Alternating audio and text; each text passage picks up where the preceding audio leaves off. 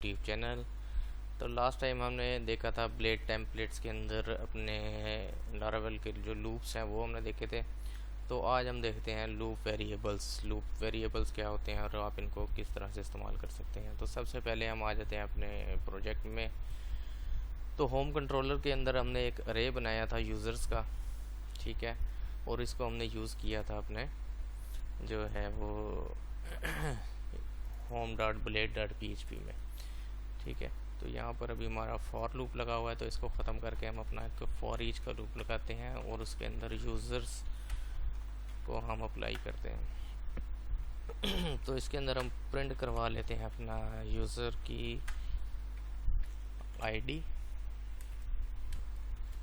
End user का name and at the end हम BR लगा लेते हैं। तो इसको हम सबसे पहले आपने प्रोजेक्ट को अपने रन कर लेना है PHP आर्टिसन सर्व की कमांड के through and open it in your browser, ठीक है। तो ब्राउज़र में ओपन करने के बाद आप अपने होम पेज पर चले जाएं। तो होम पेज पर आप देखेंगे हमारा जो है यूज़र आईडी और यूज़र नेम जो है प्रिंट हो चुके हैं। तो अब आ जाते हैं हम अपने लूप्स की तरफ, लूप वेरिएबल की तरफ। तो लूप वेरिएबल में सबसे पहले हमारा वेरिएबल है इंडेक्स का। इंडेक्स वेरिएबल आपको क्या बताएगा कि वो आपको अरे का इंडेक्स बताएगा इस वक्त कौन सा चल रहा है, क्योंकि अरे हमारा 0 से स्टार्ट होता है तो वो आपको 0 से स्टार्ट करेगा, 0 से ऑनवर्ड लूप इंडेक्स। तो इसको हम इस तरह से लिख लेते हैं और चेक करते हैं। देखिए 0 1 2 3 4 करंट इंडेक्स जो था वो फर्स्ट आइट्रेशन पर 0 था, फिर 1 फिर 2 फिर 3, ठीक है। इस तरह से आइट्रेशन जो है वो आपको आइट्रेशन बताएगी कि इस वक्त लूप की आइट्रेशन क्या है, वो 1 से स्टार्ट होगी, 1 से ऑनवर्ड। ये देखें 1 2 3 4। अगर आपने कोई नंबरिंग शो करनी है किसी भी अपने टेबल में या डिस्प्ले कराने के लिए नंबरिंग शो करनी है तो आप वो लूप आइट्रेशन का वेरिएबल यूज़ कर सकते हैं। इस तरह आप रिमेनिंग चेक कर सकते हैं कि रिमेनिंग आइट्रेशंस आपकी कितनी रह गई हैं लूप में, तो वो आपको बताएगा कि फर्स्ट आइट्रेशन जब रन हुई तो बाकी जो थी वो थ्री रिमेनिंग थी, फिर सेकेंड आइट्रेशन पर 2 रिमेनिंग थी, फिर थर्ड आइट्रेशन पर 1 रिमेनिंग थी एंड लास्ट वाली पर 0, ठीक है। तो इसी तरह से ये काउंट आपको बताएगा कि आपके लूप के अंदर आइटम्स कितने हैं। तो हमारे लूप के अंदर 4 आइटम है तो वो आपको 4 ही डिस्प्ले करेगा हर आइट्रेशन पर। इसी तरह फर्स्ट और लास्ट, फर्स्ट आइट्रेशन आप चेक कर सकते हैं। अगर आपने फॉर एग्जांपल यहाँ पर हम इफ़ स्टेटमेंट लगाते हैं, इफ़ लूप फर्स्ट, अगर फर्स्ट आइट्रेशन है तो आप कोई कंडीशन अप्लाई कर सकते हैं उस पर, एल्स एंड इफ, ठीक है। तो हम चाहते हैं कि अगर हमारी फर्स्ट आइट्रेशन हो तो वो H1 में शो हो और अगर बाकी की हैं तो वो नॉर्मल शो हो, ठीक है।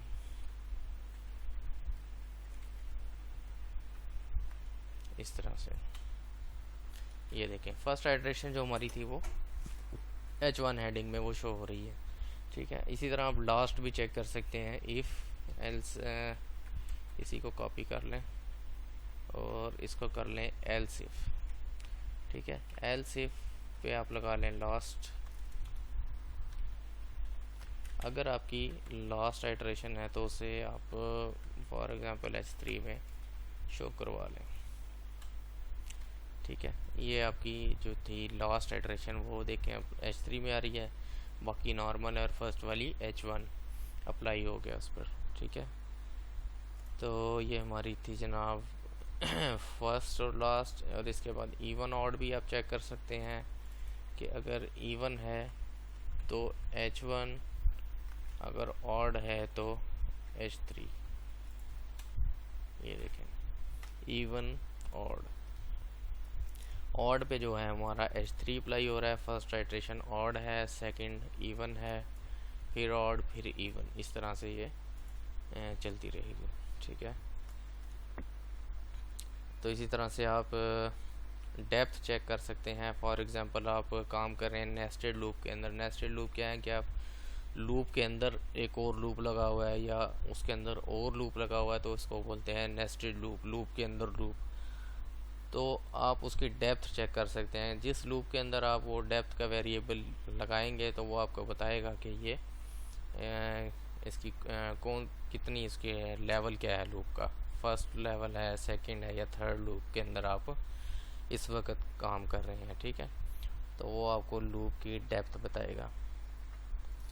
और इसी तरह लूप पेरेंट का एक वेरिएबल है, वो भी अगर नेस्टेड लूप के लिए कि आप नेस्टेड लूप में काम कर रहे हैं तो फॉर एग्जांपल आपने चिल्ड्रन जो आपका चाइल्ड लूप है उसके अंदर से आपने पेरेंट लूप को एक्सेस करना है, तो उसके लिए आप लूप पेरेंट का वेरिएबल लगाएंगे। ये वेरिएबल यूज़ करके पेरेंट लूप के जो वेरिएबल है उसको एक्सेस कर सकते हैं, उसकी वैल्यू को एक्सेस कर सकते हैं। ठीक है, तो ये हमारे लूप वेरिएबल्स थे। उसके बाद आ जाते हैं कंडीशन क्लासेस पर।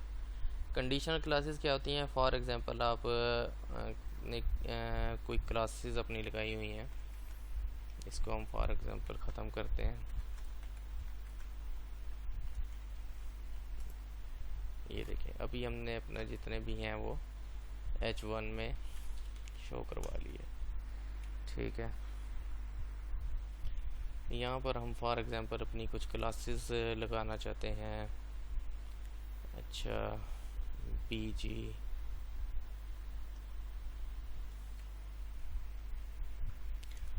फॉर एग्जांपल हम चाहते हैं कोई कंडीशन लगाते हैं यहाँ पर।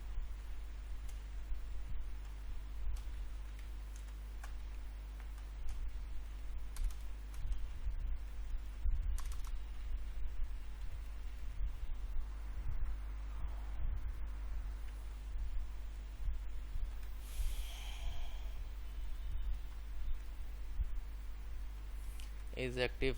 अच्छा, मैं पहले आपको इसी तरह बता देता हूँ, फिर हम इसमें एक और चीज़ चेक करेंगे। तो यहाँ पर क्लासेस, क्लास का लगाएंगे अपना और क्लासेस जो हैं वो आपकी लेगा ये अरे, इसमें आप पास करेंगे इस फंक्शन को।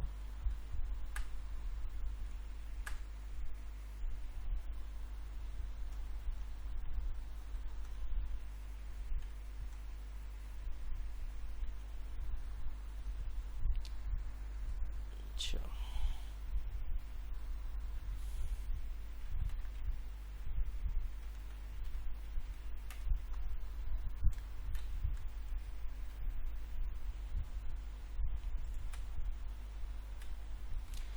अच्छा ये देखें, अभी हमने इसको जो इज़ एक्टिव को हमने ट्रू किया है तो ये कंडीशन हमारी अप्लाई हो गई। अगर हम इसको फॉल्स कर देते हैं तो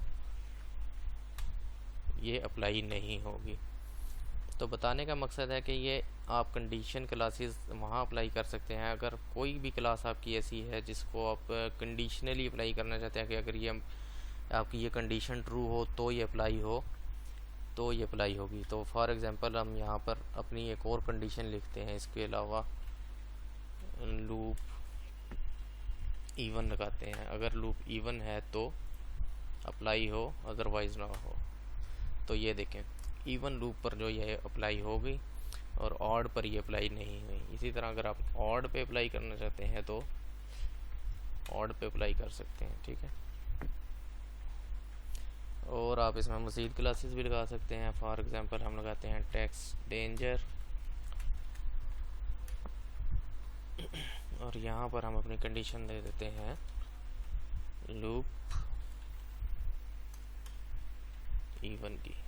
ठीक है, तो ये देखें, इवन पे हमारी ये क्लास अप्लाई हो रही है, ऑड पे ये हो रही है। और इसके अलावा भी अगर आप क्लासेस अप्लाई करना चाहते हैं तो वो इजीली कर सकते हैं।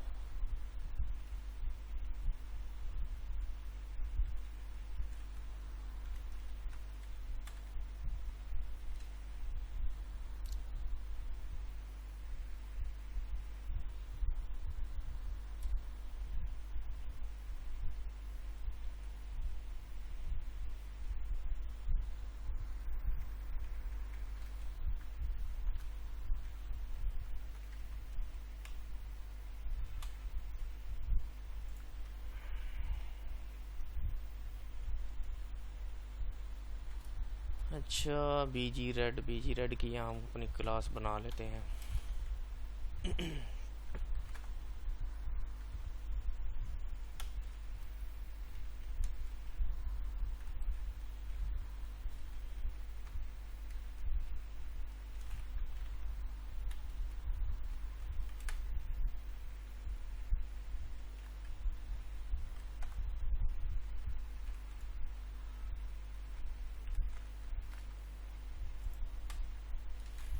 ठीक है। तो ये देखें, बीजी रेड की हमने क्लास लगाई, वो सब पर अप्लाई हो रही है। तो इसी तरह अगर आपने कोई क्लास ऐसी बनानी है जो सब पर अप्लाई हो, तो वो आप विदाउट एनी कंडीशन लिख सकते हैं। और कंडीशनल क्लासेस अगर आपने लगानी है तो वो इस तरह से आप लिख सकते हैं। ठीक है।